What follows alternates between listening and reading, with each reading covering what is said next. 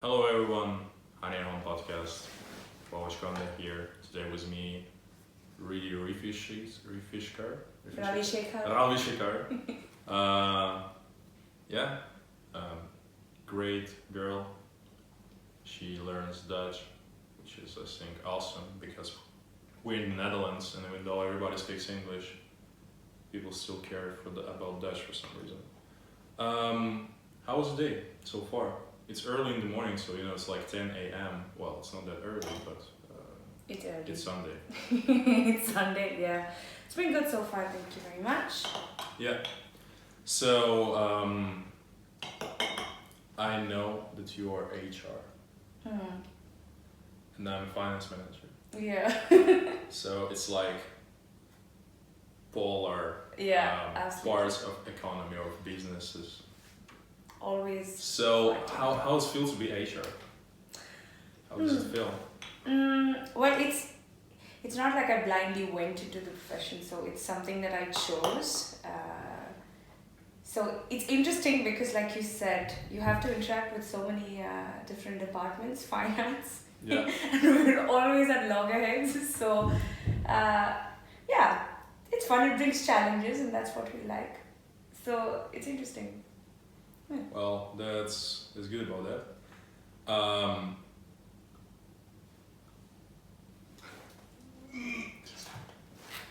Sorry? Yeah. I was like, okay, you stop. No, we didn't start recording. But that's recording. Well, good I spotted it. Yeah, that's recording. Okay. My God. My goodness, please. Please, don't die now. Okay, he's dead. Nice. I'll try another program. Doing good so far. Oh, has it Love started? it. Said I don't like that guy. You don't like Julian Assange? No. Oh, nice. Love it. I mean, I'm okay about him. Don't have an issue. Okay, let's move to Assange a bit further away. So why don't you like Assange? No, I don't have a firm opinion about him. Don't quote me. No. I mean like, so WikiLeaks and all this stuff. Yeah. So what do you think about that? What do I think about WikiLeaks? Yeah. Or about the recent acquisitions about him? It doesn't matter, recent acquisition or not, but just WikiLeaks overall. WikiLeaks in general is fine. I think it's just one of those is other it fine, webs. or is it good? Like it does it? I don't have an opinion on WikiLeaks, mainly because I think it's just another platform where people are, just another freedom of expression via social media. So it's fine by me, or But Julian Assange, it's because of all the stories that I've read about him or the facts. So I was like, okay, but I have no real opinion about him or WikiLeaks per se. But what do you think that, like, sharing all this secret documents, like hacking emails and all of this stuff, so making some dirty political games, they just showing all the filth to the world. Well, that's why I have really positive. I'm thinking positively about WikiLeaks and websites like that because it's revealing. It's revealing all this hidden stuff, which everybody is kind of already knows that it's happening. Yeah. But it's like proof of this happening. Yeah, in one way, I think it was okay because it's not just WikiLeaks that does this. There have been so many other sources that bring it out, right? But I also felt like somewhere they are also playing party to brewing things. So, for example, all of this, if you bring it up to near public, it's fine. But there's hidden politics under it. When they start selling it to another party, and they start building up things, and they start misusing that information, and that's where I'm a little dodgy about it. But I'm not against the idea of what WikiLeaks does. So that and about the recent accusation. Yeah, accusation. Okay. Interesting. So, alright, let's get back to your HR career. So you were going step by step. and we're working in one good company, which we shouldn't mention.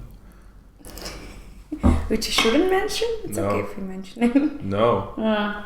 What if you say something wrong? What if I say something wrong? Shouldn't do this. Okay. Like you're as a person, do HR actually works with some data as like information, right? Very much. So Yeah. we need to protect it. Oh, exactly. Yeah. Yeah. Yeah. So what about the GDPR? Uh, I'm kidding. I know. Such a sensitive topic. It was such a sensitive topic for you, like all the time. I remember when we were like pathing through the Central Station. Central Station.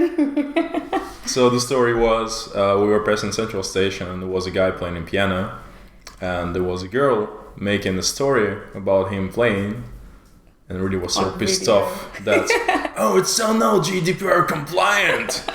I'm like, oh Started my off God. as a passing comment, but my idea was it's completely normal if someone takes a video of somebody playing if they've taken the consent. Like, so if I was playing that piano, I'm not that talented, I cannot play a piano, but if I was hypothetically playing a piano in a space where I see a piano bar, I wouldn't mind somebody taking a video of me, but it would definitely be appreciated if I was asked.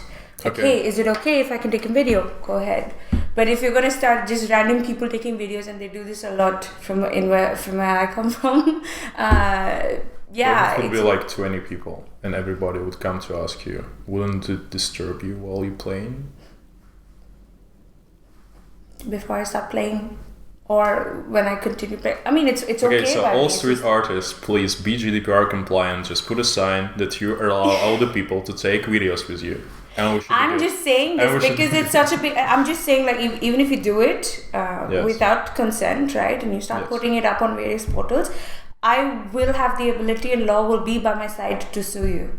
You didn't want Sure. that later, so it's Maybe. just it's your thing, right? If you don't want to fall into future trouble or risk, or for all you know, I wouldn't really care if it's on social media or anything else. Be like, oh, okay, and you don't know if that person was someone who wants to be an artist, or if it was someone who just wanted to sit there and play because he felt like playing. And you never know. Where people smell money, they will come and they will sue you and they will do things. So I was just saying it for the greater good. So Okay, sure, of course. It's all for the greater good. So guys, if you're thinking about making a story of someone playing, please ask consent.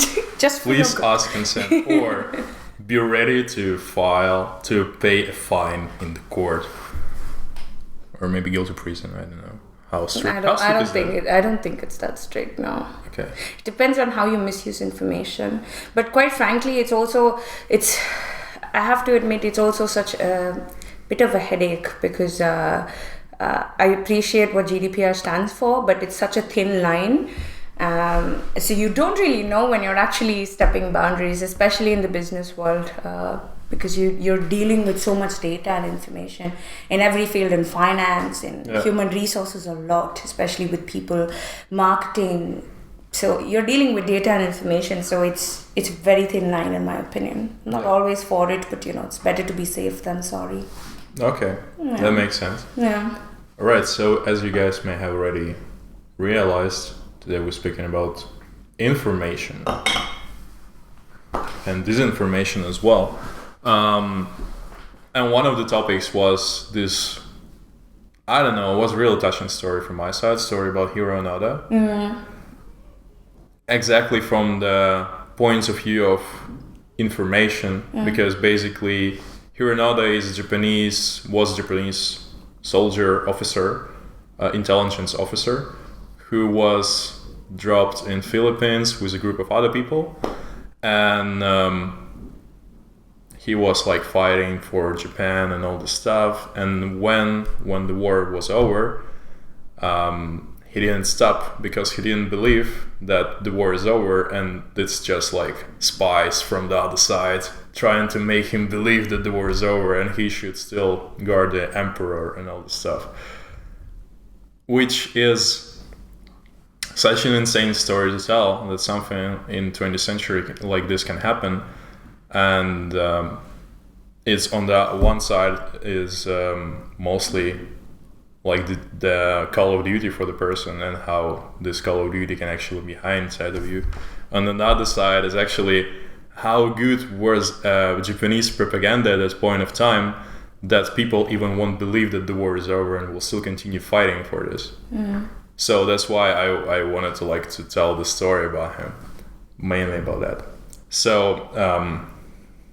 what do you think about propaganda? About propaganda? Can there be like good propaganda and bad propaganda? Depends. Or propaganda is always seen, like usually in society propaganda is perceived to be something bad. Negative, yeah. Or really negative. Yeah. So what is your opinion? Can propaganda be like positively accepted?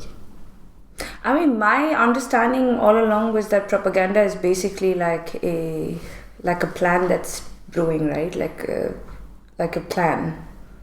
That was my understanding of it all this while, because I use it very freely in English. But yeah, I mean, I agree with you. It has been something that has been negatively construed always.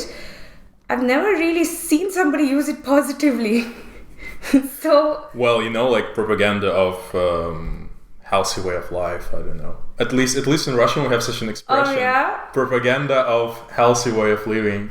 Oh. Yeah, which is usually used as a kind of joke about those people who are fanatic about this, but it's still kind of propaganda because you're like kind of making people be healthy or something. Oh, okay. You're just pushing on them, or you're like starting to flood them with information about how healthy lifestyle is important and all blah blah blah blah. But that's then positive, or yeah, so that's like an example of positive propaganda. But usually propaganda, I've only seen it in like when exactly. In terms of military, politics, government, and anything to do generally when it comes to any of those topics is a bit on the negative side. But yeah, I've actually never ever come across propaganda being used in a very positive. Yeah, have you ever? Not in the business world, actually. Of course not. I don't think that propaganda. It's not something that's should used. Be positive. No. It's used. Huh? It's used. I think it's widely used everywhere. So like the ideology of the company is kind of also propagandistic. In some point of view. Okay. Like the way company presents and the way company would like every worker to represent their company. So they started to share their views and all this things. Probably it's not really propaganda then. Yeah. Maybe it's a bit extreme term for this, but I would say that probably there is some influence, let's say, on the workers. Like I think with my colleagues, they all like propaganding all these weird diets like keto diet or something like this, or like fasting for 2 or 3 days, and I was like. Like when it was the first time I heard it, I was like, "What a bullshit!" About all these different dietary things, and then I was like hearing about it all over and over again, and then there was one day when I tried it. Oh, and did it? Well, I tried it only for 1 day, so I think it wasn't really my thing. Yeah, wasn't really my thing. I also think that's very subjective. If we're talking about diets, it will never work for me because I don't have the discipline for it, but it's actually working for a few of my friends, so yeah, it's cool. I really appreciated your honesty when I asked you about the topics, and you mentioned that all of the news which you usually you follow only Facebook. I'm active. That's why I shoot you with all the possible news about Facebook for this week. Yeah, I'm active only on Facebook as a channel for social media. So whatever I see on Facebook, that's how I know my news. But you also don't really follow any news portals. No, not really. Why not? So like, what do you think about that? Is it something that you want to do but you just don't really have time, or it's something I would say it's a bit of that. So I follow news, but it's not consistent. It's not something I do on a very regular basis. So I read the paper sometimes. I try to follow news back home in India as well with my online newsletters from Times of India, which is a paper back home. So I'm randomly reading when I have the time in the morning. That's usually what I do. But I use a lot of that time to catch up with friends and family. So I'm not always reading. Yeah, I get it. And then I'm always looking at my emails, and then I get news items from there. But there's no consistent source for me to keep looking at. Not like I can't find one, it's just that I don't do it. Okay. And then I definitely don't. Rather, it's not just the time, but I'm done with my reading and brain cells absorbing information from 7 in the morning till like 7 in the evening. After that, I just want to relax. So that's usually what it is for me. Okay, well, that makes sense. But do you think is it important to stay intact with what's happening in the world, or it's like I think it's good to live in kind of a vacuum and just hear some? No, I think it's very important. It's something that I've been wanting to work on. Yeah. But my source of information is my husband. He just reads. He makes up for both of us reading. So he's aware of everything. So if I ever want to know something, you just have to look at him and ask. And he's always giving me updates. Or when we're just talking, when we're on our way to work or something, we just end up starting something or talking something about it. So I'm on social media. He's not on it at all. So we make it up. We kind of balance each other. So if I get information from social media, I share it with him, and then he reads everything else too. Yeah. Cool. Sounds good. So like you get in the digested information, which is. So we kind of get a news digest. Yeah, right? Pretty much. But does it also like has his personal opinion about the news? Yeah, I think from him, when he's... Okay, so how we share our information is we say something about what's actually happening, right? Yes. So we put the facts first, yes. And then if we want to have a conversation about it, we start. But the thing is, both of us have opinions, and it can be very strong. Of course. So yeah, we can keep going on and on and on about it. But yeah, usually it's just... hey, this is what happened and this is what is happening, and then of course when he's sharing information, if he knows about the subject a lot, he definitely has opinions. And the same about me. If I know a lot about a subject, I will talk about it first, and then I will always share about what I feel, and then we start having a conversation. Nice. Yeah. Sounds good. Interesting. Interesting. About conversations. Facebook. Yes. Let's get back to Facebook. Okay, tell me about Facebook. So Facebook is a dump. That's what I wanted to state for now. Like, so you're saying you're actively using Facebook, and I've spoken with a bunch of like my friends, colleagues, and everything, and usually people switch to Instagram. Oh yeah. Just to track like the news from what's happening from other people, and for all the news they just like follow in just some news portals. Yeah. Whatever. Okay. So like everybody's so Facebook is old news now. Usually people just kind of fed up with Facebook because it's so bad.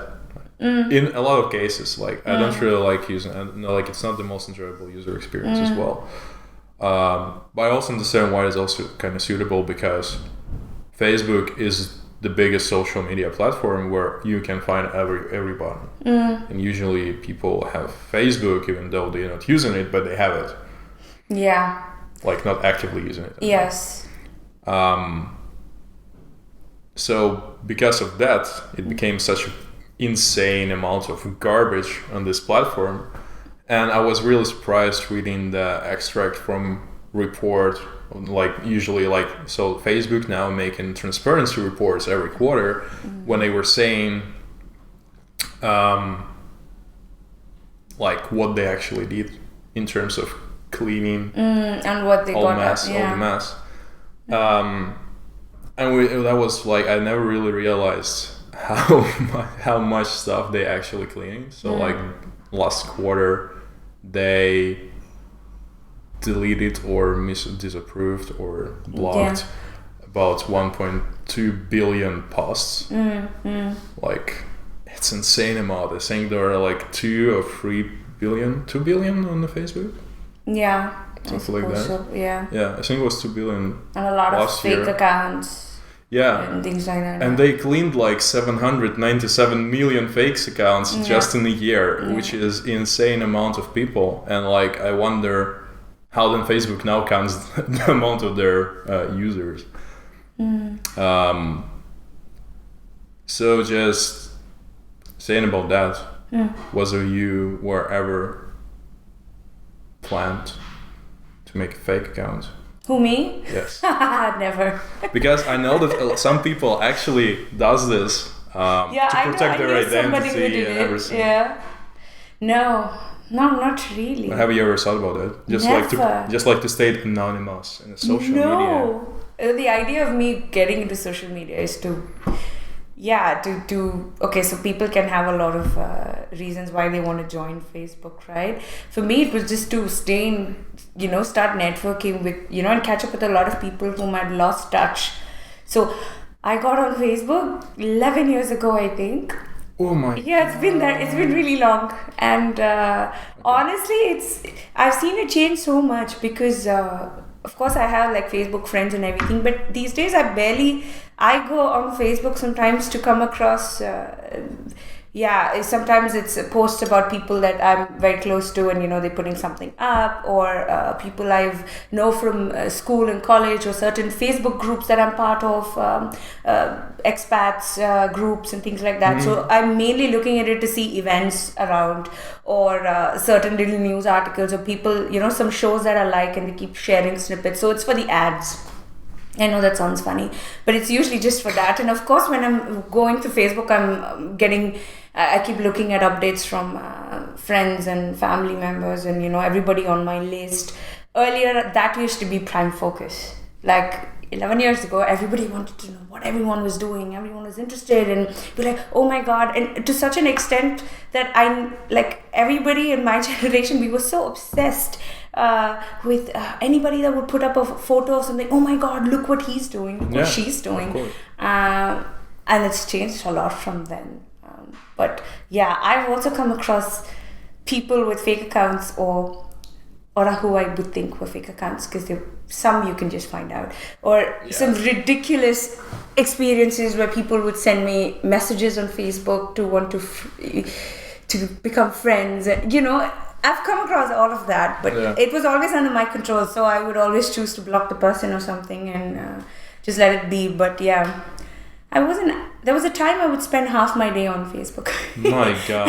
And back then, I didn't have a phone with internet or a Facebook app or whatever, right? So I'd always sit on my computer to do it. My God, that's the worst. That's the worst. Oh my. Okay. Yeah. Well, I remember my experience on Facebook. I think I made accounts just to get bonuses in one of the games on the phone. Oh really? Yeah. So if you log in with your Facebook, you get 20 gold. Like, yeah. That was sign me up. Advertising, huh? Yeah, that was advertising. Yeah.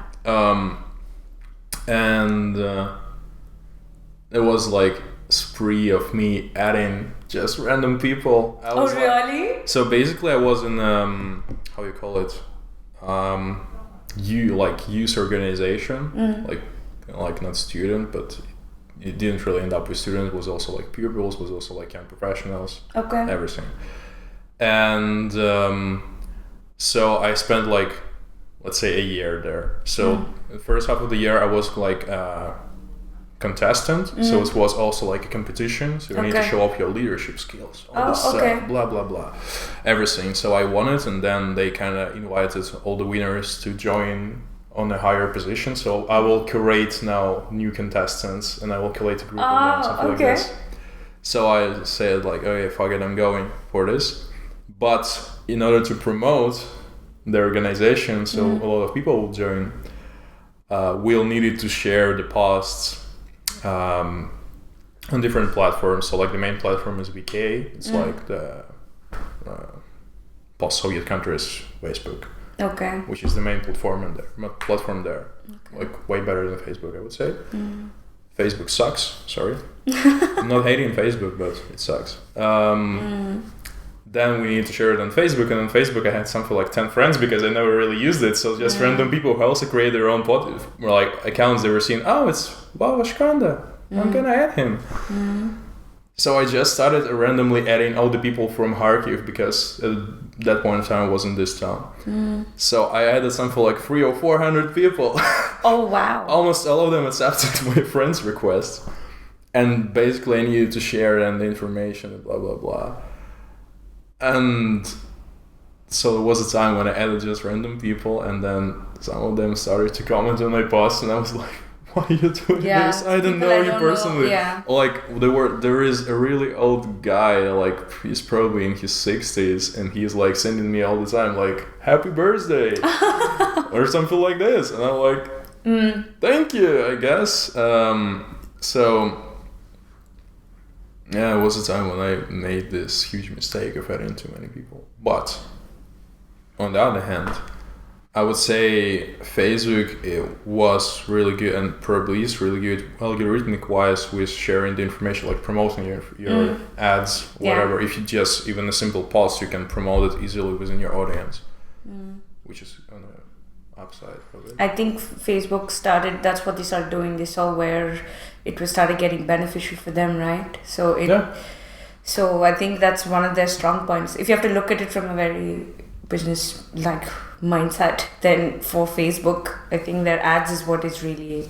Yeah, but I mean, like, if you share a post on Facebook, if it will get a lot of, not impressions, but like engagement, so like you'll post it in some period of time, so you'll get, let's say, 3 likes in 10 minutes, so then it's starting to be up in the feed, because feed is not like time-wise, but it's usually just suggested, and you can't really fix it. So like the popularity, what could be interesting for you, which is I hate usually, but that's good for promotional activities.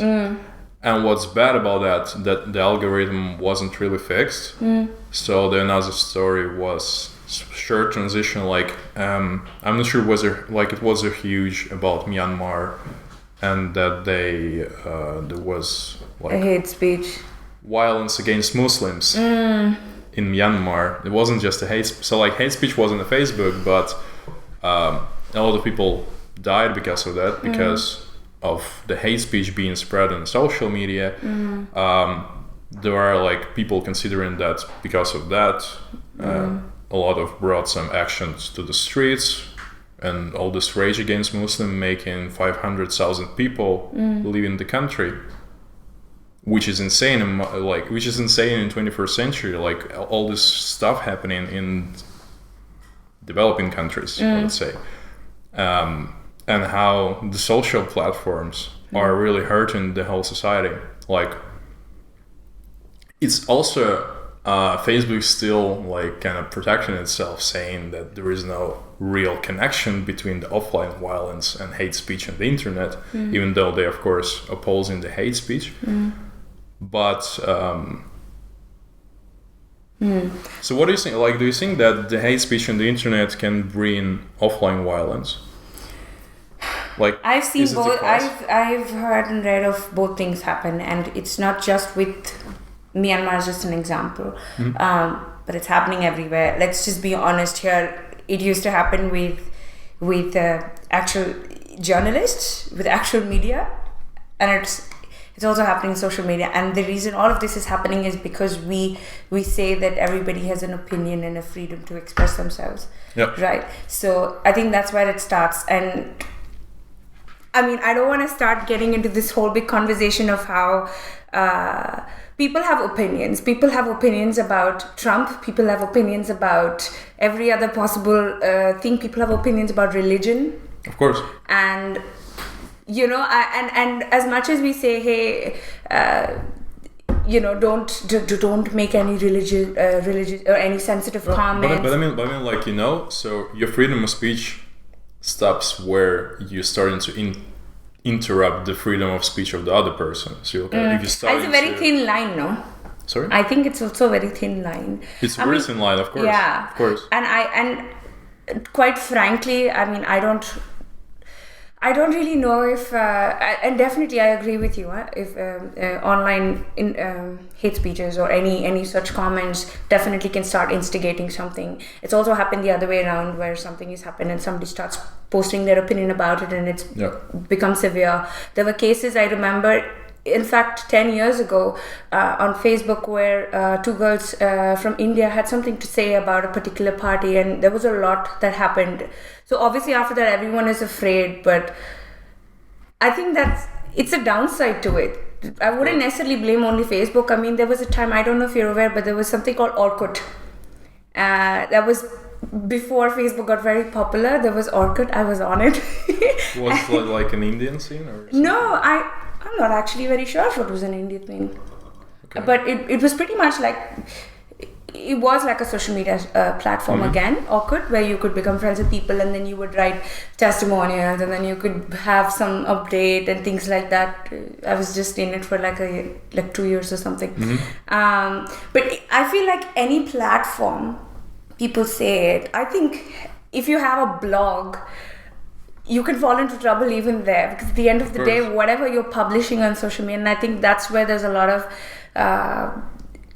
controversial talks and things like that, right? If you post something on social media, you have to be very careful, because it's not just about protecting, it's not just about your privacy, it's about protecting somebody else's as well. And then I feel like people don't know it sometimes, or I don't know whether they do it on purpose, but in order to say something that you're thinking, you end up saying something that can get you into bigger trouble. Like, speaking about posting on social media, I just realized that also it's kind of one of the topics which I wanted to kind of cover. So there are so many controversies, like I think starting last year, it became so huge. So people started, like media, like old school media, so not the internet portals or platforms, starting to really exaggerate all the like tweets of famous people and starting to just hype on it, or just normal people, and they were posting something really, like, let's say bad happening to them. So that's how the real media starting to use it in their favor, rather than just helping out the person, but they just wanted to hype and stay relevant to the current audience which they have. So I'm just thinking that how big social media is, like social media became such a not safe place to say your thoughts anymore. Before it was like actually the place where you can express your opinion about anything without like you will be judged by your friends or something like this. But when you become famous, you become judged by so many eyes. I feel like that's such a huge disadvantage. I'm from India, right? So and I'm from Mumbai, so we have Bollywood. And it is so sad what media does. Sometimes, of course, there are two sides to it. So one where actually the truth is brought out, and there's the second where people start mutating facts, and it is so sad. And when you look at it, they're just as human as we are, right? All of these people, famous people. And it's very sad that they're not even able to live their life or even say something. I mean, it gets political. And when you're that famous, when you're that noticed, it becomes severe. And most times it's always ending up in court, where there's some sort of charges filed, and then you have to pay some settlement amount of money. And so I feel like sometimes it's also very sad, because people start smelling money and then they kind of do all of this. So, unfortunate. Unfortunate. So when it came to political, I think in episode 3 we can also briefly discuss this happening in the music industry. So there was one of the famous country musicians, singers, artists. I don't know what his name was, but my guest actually brought it up, that because of his support for Trump or something like this, like all of his concerts got cancelled. At the same time, like, because he just mentioned something on social media for support, and he was like so huge in terms of the country music, probably one of the first artists right now, and it just, like, the whole democratic, like, left wing just decided to crush him because of that. I think that's, honestly, I literally have no opinion on this one. And the reason is because I also feel like, you have to really be careful. Like, if you have to start promoting for your own interests, right? And as a famous person, as a celebrity, I think you really have to also be very careful with what you say and how you say it. Yeah. Saying your opinion is one thing, and how you put it across, because at the end of the day, wherever you are, the position you're in, you're influencing people. You have followers, you have people that have you in high regards, right? But if there's, and it takes, like, I'm pretty sure this is saying in every possible language and culture, it takes a lot of time to build a good reputation, but just seconds to ruin it. And I feel like a lot of people who have had bad experiences like this, it's because of that one thing they said that was, say, politically or even in the society not acceptable. Yeah. But at the end of the day, it was an opinion, which is fine if it's just you and me talking about it over coffee. But it's not okay when you go to, say, a radio channel or a TV thing and you say it, because, hey, at the end of the day, I would be like, okay, fine. So he said what he felt, but I'm not going to respect him anymore. I'm not going to follow him anymore. And before you know it, your career is over. But yeah, so this really became insane. Yeah, sorry for the short update. I just misjudged you. It was against Trump, but because it was country senior, he was really popular in those states where the Trump where it was was very more. high. Yes. So I was just realized I just mixed it up. But yeah. Anyway, also one of the topics we discussed, so like it was about the music and how the musicians artists usually kind of trying to shape also to represent the political view as well. Whereas now, like, all the influencers are kind of afraid of using like something which can really hurt their reputation. So everybody either stays silent and going with the flow, which I don't think is the right thing to do. Because you believe that people should be able to express what they feel? Or? Exactly, but not just that. So like, if you lie to yourself, that's already the first step to go insane or something like this. But this is also kind of misuse of your audience, and it's also, like, I understand it's kind of the game you need to play if you want to stay relevant and famous. But on the other hand, it's just not really helping much, and just like, you exist, and for some reason people, like audience, don't really understand that all the artists, they're also like people and they have their opinions or something like this, as you also mentioned. Yeah. And they wouldn't accept opinion opposing to the opinion that they have.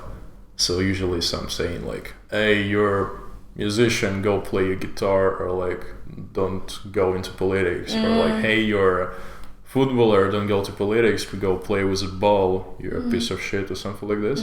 So like, people, like, the bad thing about social media is everybody having the right to comment on something, it usually probably becomes even more extreme in terms of punishing people for their thoughts. Not just with the media, but just with word use. People usually comment, and yeah, one thing leads to another. Yeah. Okay. Reading. I think it's a good talk so far. Yeah, I think so. Is it? Yeah. You enjoying it? It's interesting, yes, very much. Okay. Well, I think we're about to end. Okay. But there is one last thing I usually do. What? You need to ask me a question. Oh my god, you want me to ask you a question? Yes. About what? Anything you want to know about me. Okay. Or not about me, but just you ask me. Okay. I'm actually very interested in what got you to wanting to start podcasts, because, and I have to say this because I met him in Dutch class. He's also learning Dutch with me, and he seems like somebody who's very much just I wouldn't call you an introvert, but somebody who's just doing his thing by himself. And it's so nice that you put yourself out there, and I think it's so interesting that you pick up such lovely topics, discussions, things that are meaningful with content. So what made you get into this? Finally, repeating question. Oh wow, great! I'm sorry, that just shows that I've not followed all of your podcasts. That's fine. I mean, it's almost repeating it, but I would answer it differently. Well, even though I'm kind of a bit introverted, I wouldn't say that I'm just introvert. I'm more of a flextrovert. Oh, Is it how we is that call what it? people call it these days? Is that how we call it? So like I can be sometimes more extroversial, I can be more introversial, probably introversial prevails more. But sometimes I also feel like being like this guy who's just going like that, going wild on the parties or something like that. But I think it started on the first year of my bachelor. And it was the first time I was host of a show. Like we had in our economic faculty, I was like not I was a host of the show, so I was like conference or something like this. So I was like asking presenting everyone. No, I was like presenting everyone. I had my own monologue or something like this. Nice. And like in between so the plays or dances, like some show that each of the groups of the faculty or first year students needed to present. In between of those, I had like small also can play with my co-host, and we needed to like fuck around saying some stuff. And I had my monologue at the beginning, which was also cool. So I joined this part. That's after this I joined the student theater, so I was running class, I played my role and everything, so it was good. And in between of this, like I think I kinda, even though I'm seem introvert, I think I kinda can get on well with people kinda easily. Even though it probably wouldn't seem like this because I may seem a bit grumpy or something like that. But I mean, I don't think it's really hard for me to be positively seen by a person.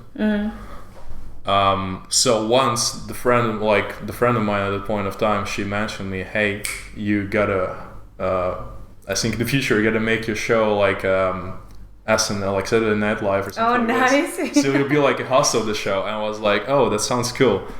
So I was living with this thought for a while. And then I thought like, okay, I need to start with something. And while just thinking that I need to start with something, I didn't actually start. So after 4 years, when I finally came to the Netherlands to study for my master, I was so bored. And was feeling so lonely that I needed to do something. And at that point of time, I started to listen to a couple of podcasts. And I thought like, okay, I'm listening to Lance Armstrong podcast. He's the worst interviewer I've ever heard. But what he was saying, I'm inviting my friends to have a chat, blah, blah, blah. So I thought like, okay, so you inviting all these fancy famous, at least in their field, people. Why couldn't I invite my friends to speak about some stuff? Who might be famous someday. Well, it's not about being famous, it's just about being interesting. Yeah, okay. So that's how I came up with this idea. And I started 2016, but at the point of time it wasn't that, it was just audio podcast first.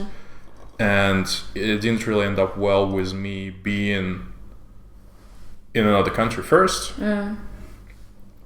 I didn't really have much of the connections, and there were like only 2 guests in like 40 or 45 episodes. There were only like 2 guests so far. I was usually doing it on my own, and was like 15 minutes of like news digest, which I was like, okay, there are 4 news I want to speak about. Okay, I'll speak about it.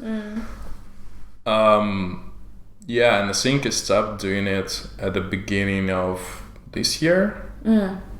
And I needed to break out of this. I was like already, like the podcast, the problem with podcast, while you're doing it yourself, you're starting to feel lonely after some time because it's also harder to get a feedback and all this stuff. And I was like, okay, I'm done. But I still had in mind the idea of making a video podcast. Once I was told by my ex-classmate that, hey, you should do a video one. Like, audio is cool, but you should do a video one. I was like, okay, probably one day when I finally have a guest, because otherwise I wouldn't say I would feel awkward, because I also made kind of a short blog during this time. Oh, nice. About books and films. So yeah, finally I found people who would be glad to speak about some stuff. Super. Which is great, and I have a list of 50 people who I'm targeting for the next episodes. So I'm taking it seriously now. So that was my answer. That's awesome. Thank you. I'm glad you're doing this. Thank you. Well, it was a long answer, but thank you guys for listening. Hope you didn't drop yet. If you did, well, it's your problem. You're missing out. Bye. Or you say bye. Bye.